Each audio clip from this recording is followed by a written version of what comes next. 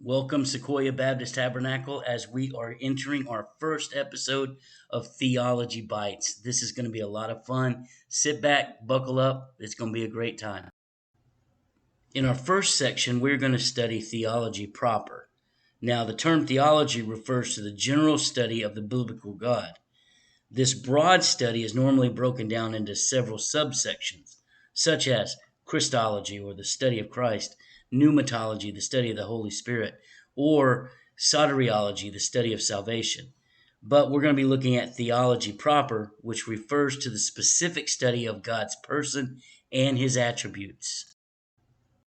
The first question we should ask is, why do we need an accurate view of God?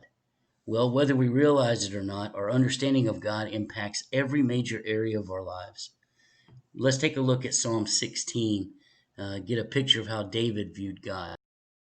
As we read in Psalm 16, 9 through 11, David says that, "Therefore my heart is glad and my tongue rejoice. My body also rests secure, because you will not abandon me to the realm of the dead, nor will you let your faithful one see decay.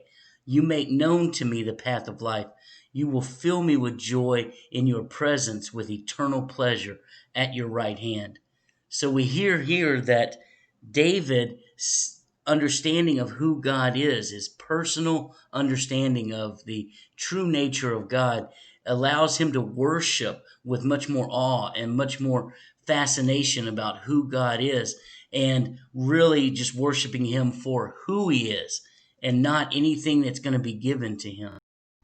Now, for just a moment, let's compare this to the modern worship scene that's out there, where they tell us in songs like from Hillsong or from Bethel Church, where they say 7 or 8 different times, "Lord, open heaven and let your glory fall. Lord, open up heaven, let your glory fall." And then the gold confetti falls down on everybody and they start falling out.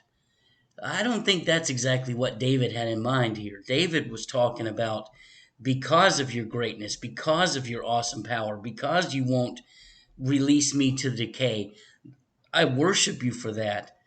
And Moses had a little bit of different picture about what the glory of God truly was. We'll take a look at that right now.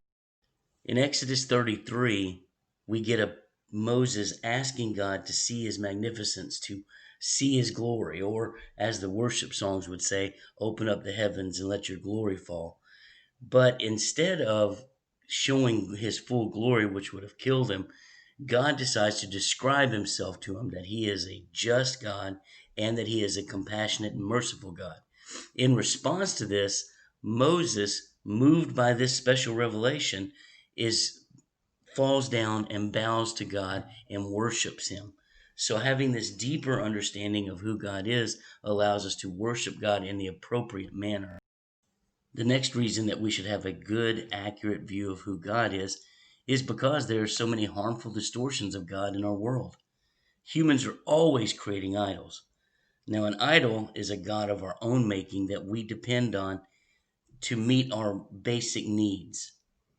Instead of worshiping the true God who is there, we distort the truth about God and remake him according to our own desires to serve our own purposes. Now, this helps us maintain an autonomy from God. But since we were created by God to worship him, all idolatry results in the corruption of our lives. And we hear that in Romans 1:18 through 32. Therefore, we need to remind ourselves of who the true God is in order to grow spiritually. We also have a responsibility to communicate accurately who God is to our culture. Now, David is doing this in Psalm 16, and we do this in the various ways that we communicate to friends, family members, fellow Christians, etc. The last reason that we need a good, accurate view of who God is because God's character is the only true foundation of our lives. It's what provides stability in the midst of life's changes and sorrows.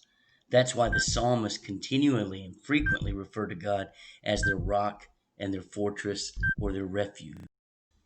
Well, that's going to do it for this session. I hope that you've had the opportunity to learn a lot about why it's important to have an accurate view of God as we begin this great study of theology proper.